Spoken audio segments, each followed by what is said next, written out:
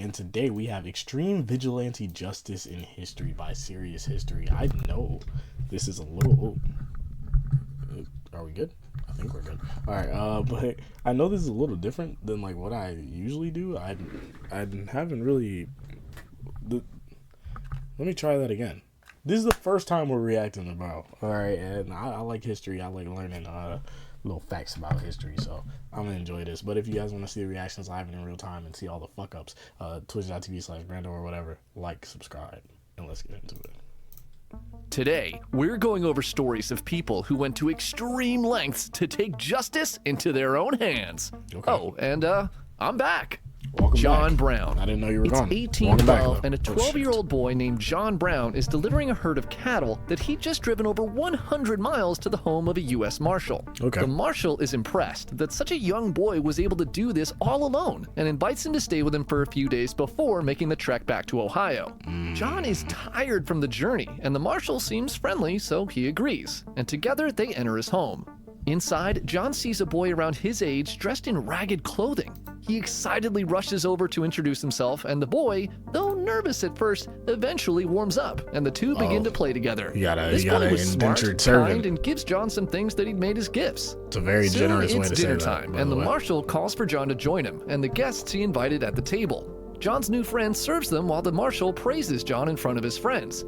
This boy drove all that cattle out there over 100 miles all by himself. He beams as if John were his own son. The dinner is wonderful, filled with laughter, and eventually the guests leave to head home.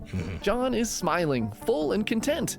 But as the Marshal closes the door behind the last of his guests, a dark scowl emerges on his face. He turns to John's friend, the boy, and he begins berating him for... Hey, John's friend got a name, bro. Can we get his... Can we give him a name? Please? We're just gonna keep calling him John's friend? It's better than calling him the slave. I can't lie. Can't lie about the mistakes he had made during dinner service. The boy is terrified as the Marshal walks to the fireplace and grabs an iron shovel. Without hesitation, the Marshal turns and begins viciously beating the boy with it. John watches helplessly as his friend is hit over and over again. The sound of the shovel ringing out against his skull echoes in the room, and he can smell the boy's blood as it begins to pour from a wound on his head. In that moment, the cruelty of the world his parents had warned him about becomes crystal clear. The Browns were Calvinists, and they had told John that slavery was an abomination against God. Though he'd heard those words... Shout out Mr. and Mrs. Brown, bro. Hey. Shout out Mr. and Mrs. Brown, bro. They was looking out, man.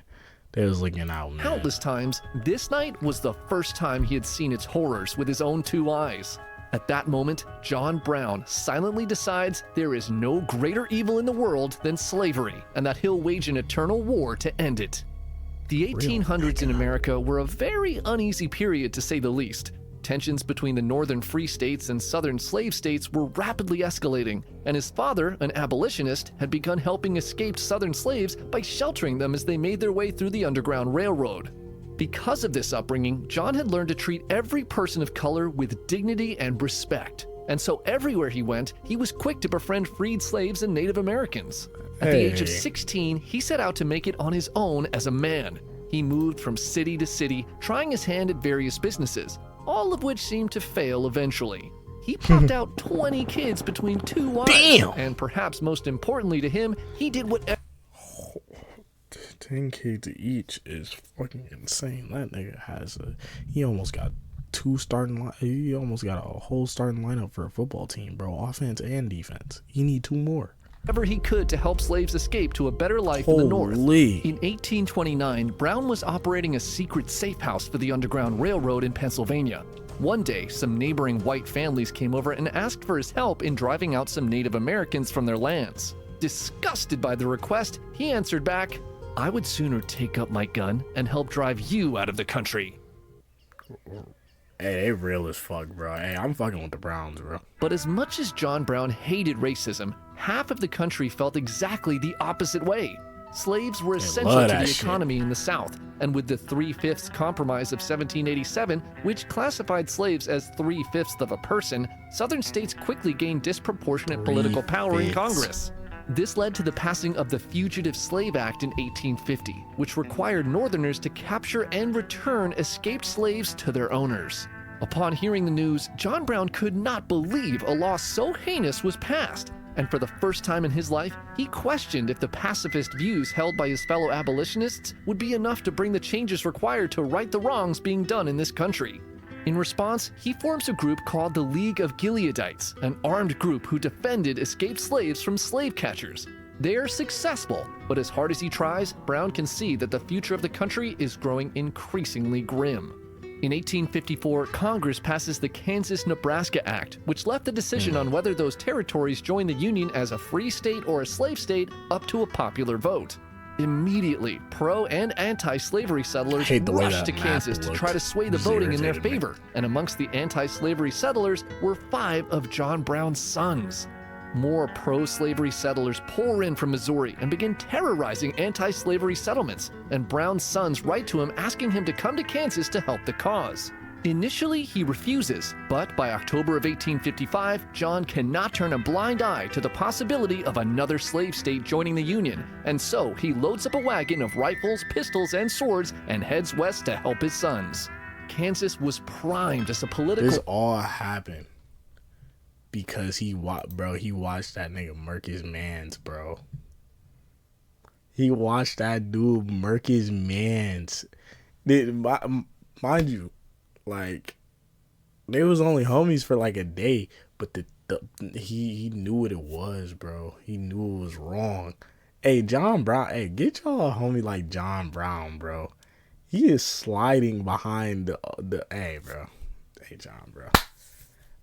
Hey, I don't know why they ain't tell me about you in school, bro. Hey, you an all-timer, bro. Powder keg ready to explode. You an all-timer. And though he did not know it at the time, John Brown would be the one to light the match. On May 21st of 1856, a pro-slavery group sacked the anti-slavery city of Lawrence, Kansas, and the following day, pro-slavery Representative Preston Brooks savagely beat Senator Charles Sumner with a cane on the Senate floor after he'd given an anti-slavery speech. The 1-2 combo of the sacking of Lawrence y'all was like in slavery like that? Something inside of the 55-year-old John Brown. His whole life, he had hoped the South would eventually see that slavery was morally wrong. But now he realizes this was nothing but a fool's dream. The so-called abolitionists in the North were all cowards. They do nothing but talk. Slavery must end by any means necessary. If no one else will do it, then he will deliver God's judgment himself. And so, on the night of May 24th, 1856, John brings a group made up of his sons and fellow abolitionists to the home of pro-slavery settler James P. Doyle and demands that he and his sons come out. Doyle and 2 of his adult children don't look scared now, bro. And they are led 100 yards into the darkness. The group of men walk silently in the light of the moon until Brown's 2 sons turn towards the Doyles and draw broadswords. Cold and emotionless, they raise their weapons and begin hacking their hostages to pieces. Screams fill the night air as John Brown draws his pistol and fires a round point blank into James Doyle's forehead, Should have thought of that, bro. The Brown party traveled to 2 more houses that night and executed 2 more pro-slavery settlers. Like the way you move, John Brown was now a murderer, and this event, known as the Pottawatomie Massacre, kicked off a state-level civil war that would be called Bleeding Kansas. John Brown quickly becomes public enemy number 1 amongst the pro-slavery settlers in the territory, and warrants are put out for his capture, dead or alive. Yeah, he better Brown be does sliding, not back down. Yeah. He leads his anti-slavery militia in multiple battles across Kansas against pro-slavery forces, becoming a highly polarizing national figure. By the end of the year, the anti-slavery settlers in Kansas seemed to have turned the tide, and it was looking like Kansas would eventually join the Union as a free state. Bleeding Kansas had not been easy for John as he lost one of his sons in the violence. And with the increasing bounties being put on his head, he decides to leave the area as a wanted man. By his exit from Kansas, his deeds had turned him into a household name. Many in the North called him a hero fighting for justice. Hey, wait, I gotta pause that, bro. Hey, moment of silence for Lil Brown, bro. Moment of silence.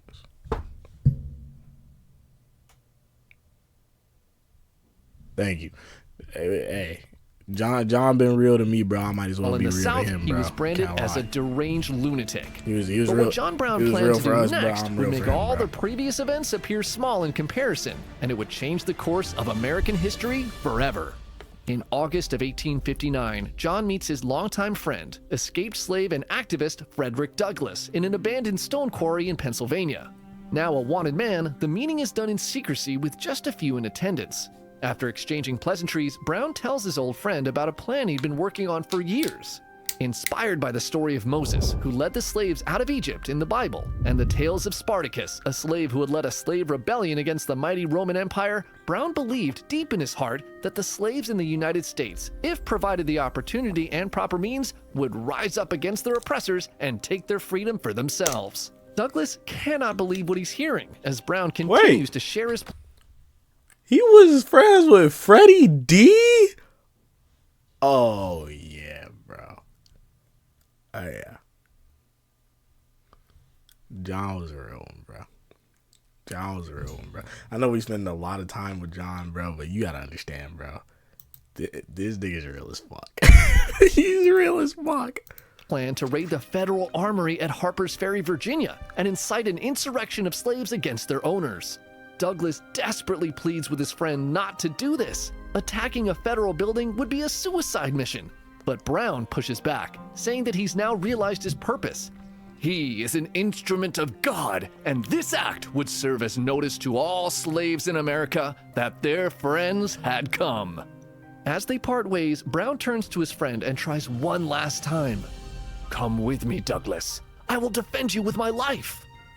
Douglas shakes his head, but an escaped slave who had accompanied him to the meeting is moved by Brown's words and agrees to join him on his mission. Frederick Douglass smiles weakly at his dear friends, shakes their hands, and says goodbye. And so, in the dark of the night on October 16th, Nigga Freddie wasn't really trying to slide like that, but he understood. He understood where my nigga was coming from. I get it, 1859, Freddie, bro. John Brown and 18 of the 22 men he had brought with him sneak into Harper's Ferry and cut the telegraph lines into the town.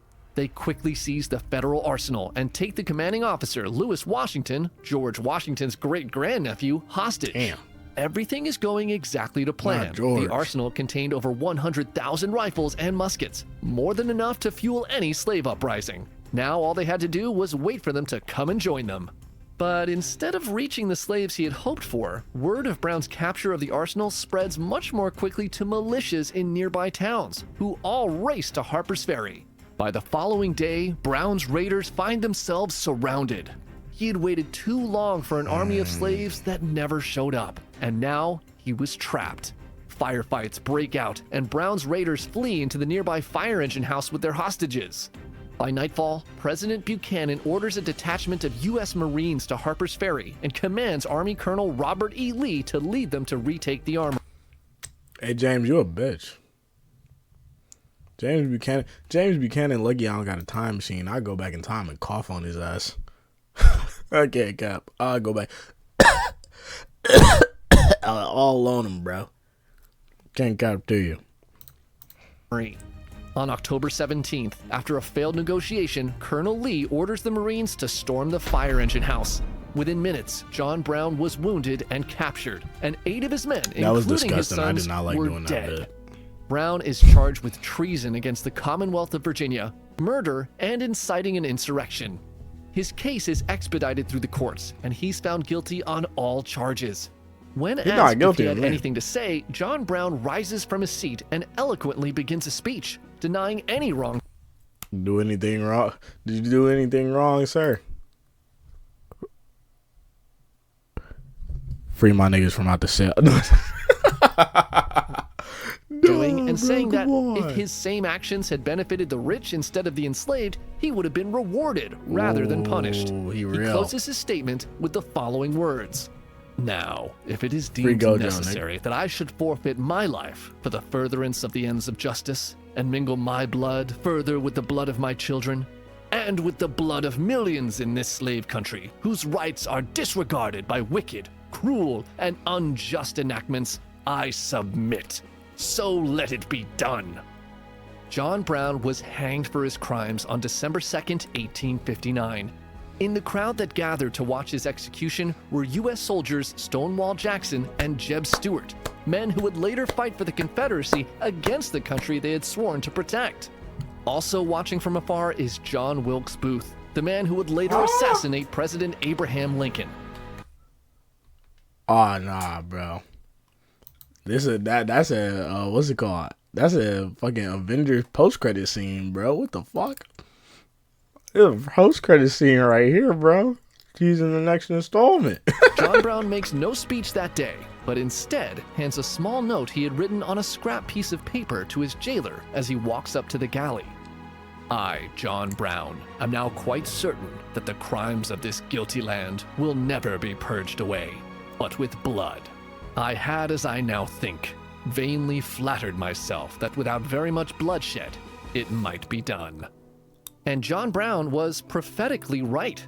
His raid on Harper's Ferry equally stirred the hearts of abolitionists to the north and terrified slave owners in the south who rapidly began to push for secession from the United States. In just over a year, the American Civil War began, and 750,000 Americans will die in the war to end slavery. As they marched throughout the country, Union soldiers began singing a song they called John Brown's Body as a rallying call. What began as a joke with crude lyrics evolved into a song detailing the life of a man who had given everything he had to end what he considered the greatest sin of his nation. This song was eventually rewritten into the Battle Hymn of the Republic, or as it is more commonly known, Glory, Glory, Hallelujah. Gary Plauché. That's crazy. 1983 in Baton Rouge, Louisiana, and Gary Plauché is driving his 10-year-old son. Wait, I've heard of this one. No, I'm locked. I swear I've heard of this one. Jody to karate practice. Jody's been this training is satisfying. I'm gonna just say this, bro. I probably should have said this at the beginning of the video. Trigger warning. If this is the story I think it is, trigger warning for sure. I just want to get that out the way. 24-year-old instructor Jeffrey Doucette, and Gary is proud of how much his son's improved. But at the same time, Gary feels bad for the guy. See, Jeff seems like a good guy, but he's struggling financially. So much so that it's pretty obvious he's been living at his karate dojo. So, wanting to help him out, Gary starts inviting Jeff over for dinner and occasionally lets him stay the night. Over the next few months, Jeff becomes a close family friend. To Jody, it was awesome having a cool older friend around so often. The two start spending a lot of time together, going to movies and traveling to different cities for karate tournaments. And to Gary, it was great that his son had a positive role model that he could trust to keep Jeff safe. Bro. But that trust was about to be broken in the most horrific way imaginable. This is so On February 14th, 1984, bro. Jeff asks Gary's wife if he can borrow her car to visit his uncle and if Jody can come along for the ride. She doesn't see anything wrong with this, so she hands over the keys normal and tells Tuesday them to have there, fun. bro.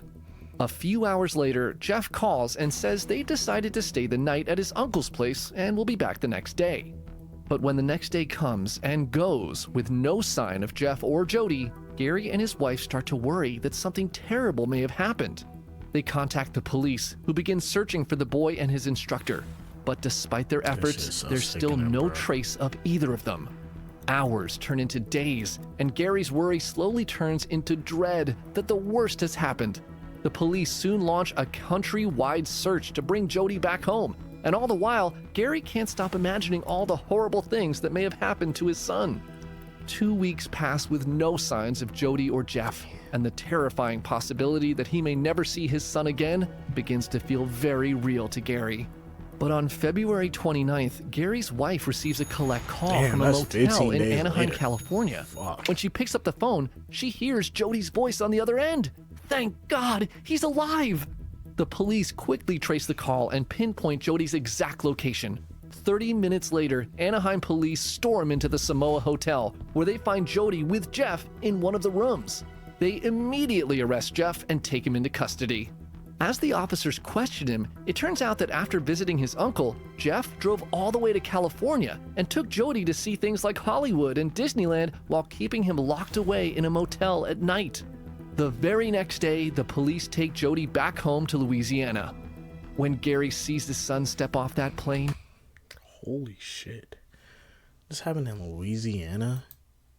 He said, I'm assuming that his uncle had to live nearby, at least in Louisiana. I just don't see like a parent being like, oh yeah, you can take my son to a whole different state. How the fuck they end up in California? Hey, I can put up a map real quick in the edit. Look how far away Louisiana and California are from each other, bro. Look how far away those are, bro. No. This shit is disgusting. He rushes over and is relieved to have him back home safe and sound. Over the next few days, he struggles with the fact that someone he trusted so deeply, someone he welcomed into his home, had kidnapped his boy. But the reality of what actually happened turns out to be far more disturbing when Jody is taken for a medical examination. The police soon informed Gary and his wife that Jeff was not the man they thought he was. The examinations of Jody's body showed that while they were in California, Jeff had done some absolutely disgusting things to him. The detectives assigned to the case interview the little boy, and he tells them that Jeff had been molesting him for over a year. He was too scared to tell anyone this entire time because he did not want to lose his friend. When Gary hears this, his whole world shatters. He feels overwhelming guilt that he had put his son into such a horrible situation. But soon, this guilt... This nigga feels like shit. I feel for him though, bro. You trying to be a good dude. Like, I feel for my nigga Gary, bro. Cause you trying to be a good dude. Think it through, bro. Like, you sit there, you know, you take your kid to karate class. You see the instructor there, he cool. You know, for what you know, he cool peoples. You get what I'm saying? Like, you see that he done fell on some hard times. You get what I'm saying? He living in the dojo, this, that, and the third. You know, in your heart of hearts, you want to be a good dude. You like, he could come chill at the crib, bro. Come stay with us, you know, until he get back on his feet. Stay on it, you know, he's sitting there, he having a good time, you know, he seemed like a chill guy, you know, he around, woo, woo, woo. Then this happened, then he kidnaps your son for 2 weeks, and then he violates him, bro. Like, even though he could have never thought this shit was gonna happen, but bro, in his head though, bro, he think he the worst, bro. He think this is all his fault. If he just never let that man in his house, this would have never happened. Hey, I understand your frustration, bro. It's not your fault, but I understand your frustration. And something inside him snaps. He decides that he cannot allow this monster any opportunity to get away with destroying his son's childhood. And will do whatever it takes to make sure justice is served. Jeff is charged with aggravated kidnapping and child molestation and is held in California while Louisiana authorities prepare the paperwork to bring him back to stand trial. But as the days pass and Gary waits for the criminal proceedings to begin, his rage continues to build, and he soon feels that no punishment the courts could come up with would ever be enough. Gotta get that nigga gone. For days, he visits a local bar, trying to drink his suffering away. And one night, a friend working at a local TV station happened to stop by and saw him. After making pleasantries, his friend casually mentions that his newsroom had heard that Jeff Doucette will be flown back to Louisiana on March 16th on American Airlines Flight 595. Upon hearing those words, Gary's eyes widen. He now knew exactly what he needed to do. On March 16th, Gary walks into Baton Rouge. Okay. So...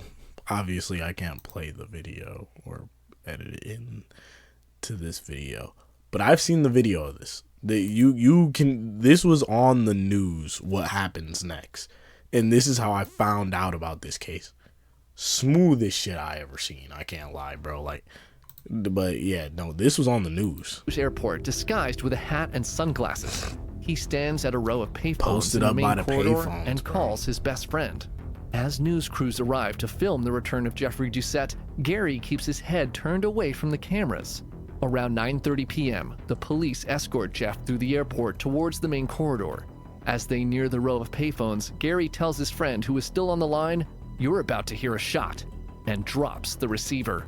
In one fluid motion, he draws a revolver from his pocket, turns and fires a single bullet straight into Jeff's head as he's walking by. Hey. The police are... Like I said, this happened on the news, bro. Because like you said, the news cameras was there. Bro, I'm not gonna condone like looking up gore videos. I don't even look up gore videos in my free time. Don't do that. That shit is like weird and inhumane. But like, but like, the video is crazy. Like the video is crazy, dude. Because I remember I think I was on like Instagram or something, bro, and they were like, I don't know why it came up, bro, but I ended up reading the whole article. It was the whole thing, bro. The like when he says in one fluid motion, he really was on the phone, turned around, boom. Like it was so smooth, bro. You don't see no blood, no nothing, bro. You hear the shot and you see this nigga drop to the ground, bro. Oh my gosh, no. Shocked as they watched the man they were just escorting tumble to the ground. The officers rush in and grab the assassin and instantly recognize who he is. One of them screams, "Gary, why? Why, Gary?" as they pry the gun from his hand.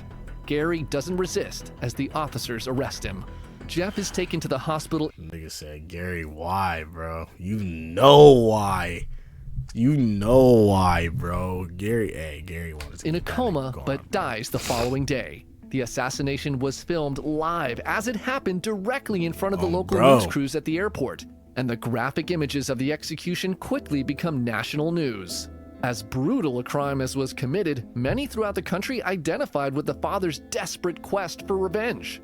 Yeah. Gary is tried for second-degree murder, but accepts a plea bargain in which he pleaded no contest to manslaughter. The judge ruled that there was virtually no risk of Gary committing any other crime, so he's only given a 7-year suspended sentence, 5 years of probation, and 300 hours of community service. He never goes to prison. When he was later questioned, I don't think he should have went. Hey, Gary, bro. Hey, I would have done it too, Gary. I can't lie. Why he shot Jeffrey Doucette, Gary simply replied, "If somebody did it to your kid, you do it too." San Francisco Committee of Vigilance. It's 1848, and a man named Sam Brannon is visiting his newly opened store in what's now modern-day Sacramento. Just a few years earlier, Brannon, a Latter-day Saint, had fled religious persecution on the East Coast and ended up in California in a tiny port town that's now known as San Francisco. In his short time on the West Coast, he had started a newspaper, a flour mill, and now had just opened his first general store.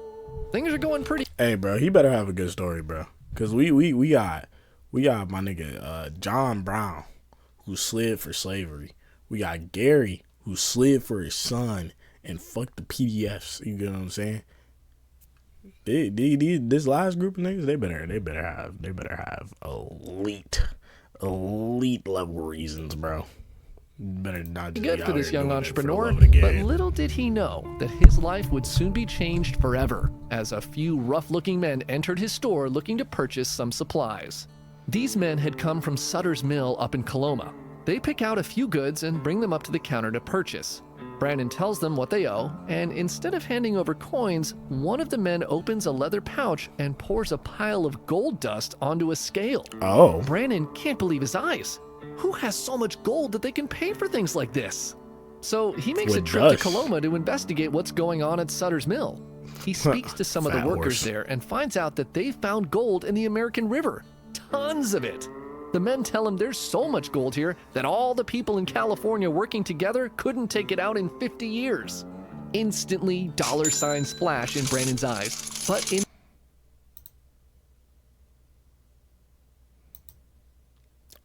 I don't know if that's a true stat or not. I think Buddy right here in the hat is lying. Cause I mean, granted, 50 years after this moment has came and went, but it's not, it's a lot of niggas that don't have gold. Instead of right brainlessly jumping into the river to find gold himself, he crafts what is perhaps the greatest marketing stunt in American history. Brandon returns to San Francisco and quickly begins purchasing every single pickaxe, shovel, and gold pan he can find in the area. He ships them all to his store in Sacramento and tells his employees to price these items at extreme markups. He then puts the gold dust he had received as payment into a glass bottle and steps out onto the streets of San Francisco. He holds up the bottle and loudly shouts, "Gold! Gold on the American River!" And the townspeople near him all stop their daily routines and turn to look.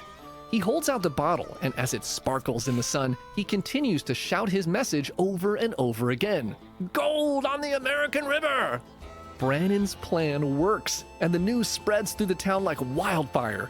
In a very short amount of time, nearly... I know Buddy in the Hat was pissed.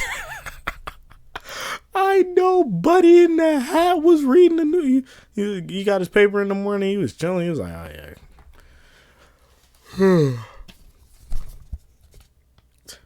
Gold found in the American River. Brennan. I know he was pissed. I know he was pissed. 75% of the men in San Francisco raced east to try to strike it rich.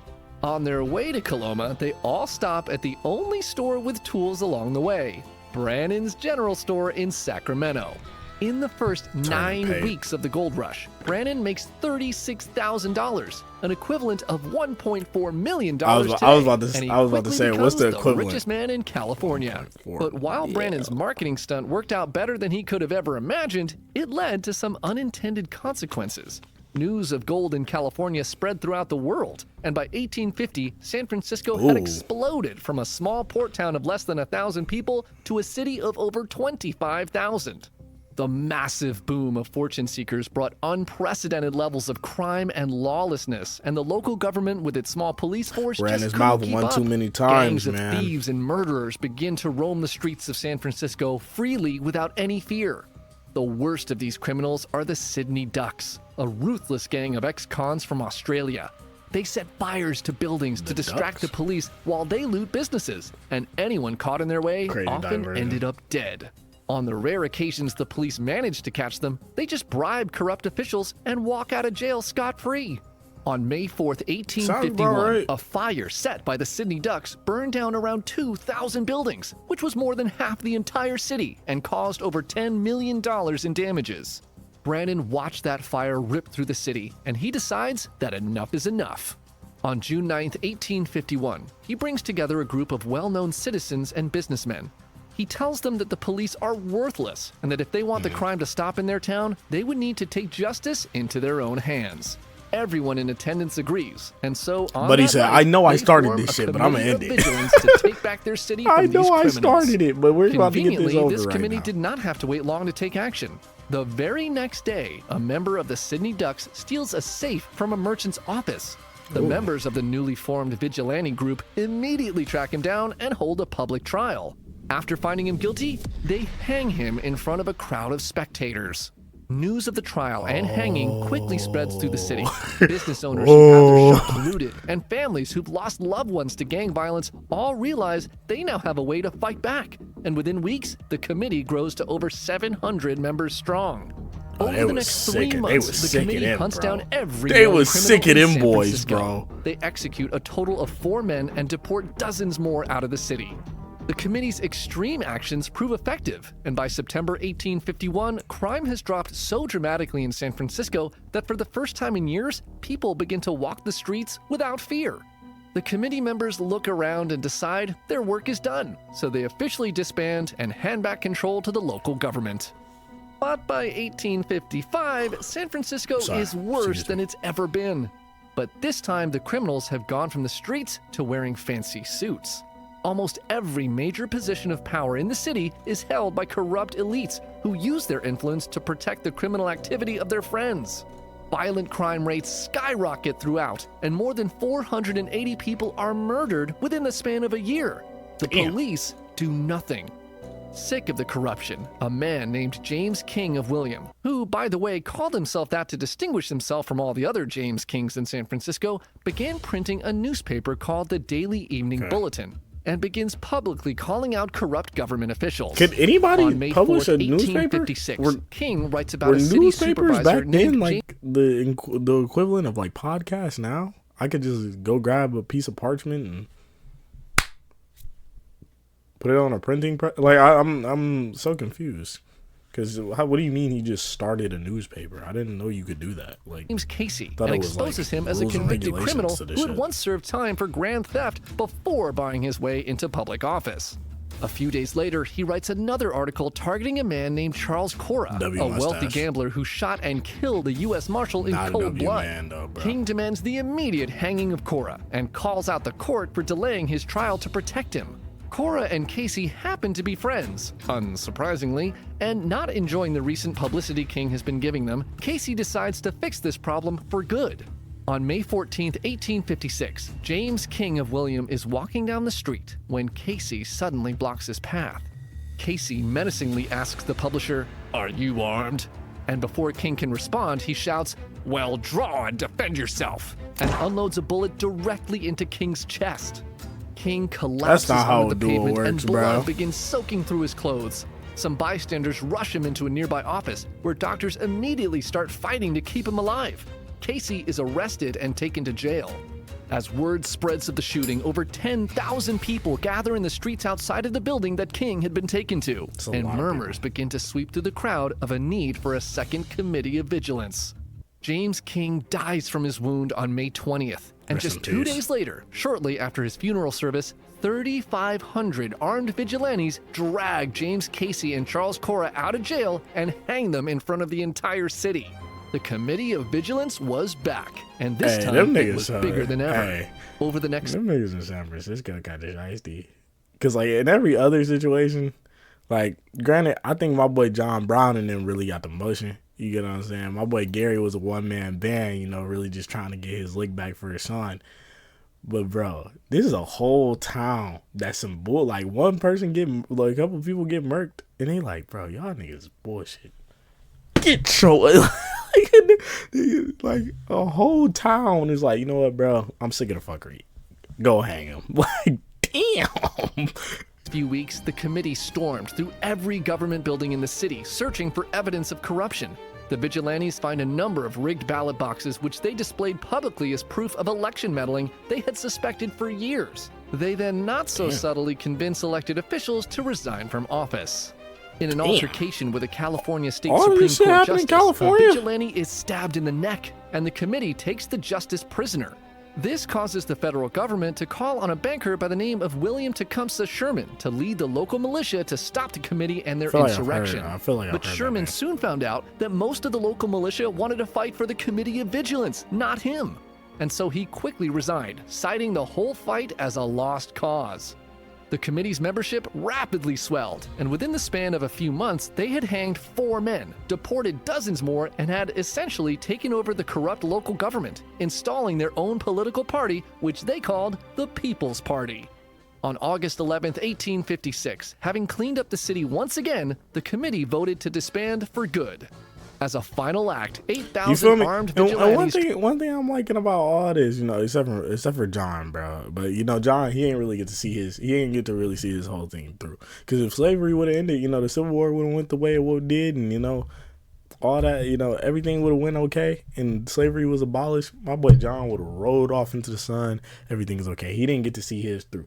But hey, Gary in this group, the group of vigilance, bro, they did what they had to do. They got their lick back, and then they're like, you know what?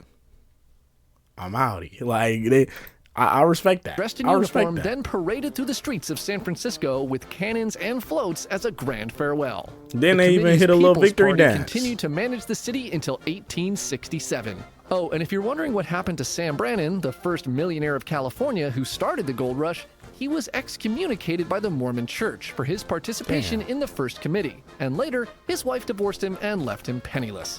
Damn, Bro could have really used a prenup. damn, my boy Sam. Damn, Sam. Sorry to hear that, bro. But for the people over on YouTube, W video, sorry, from Serious History. I actually really like that. I kind of wanted to react to more of his videos. But for the people over on YouTube, our time has come to an end. I appreciate you guys watching this video with me. If you guys want to see the reactions live in real time, twitch.tv/Brando or whatever, like, subscribe, and I'll see you guys next time.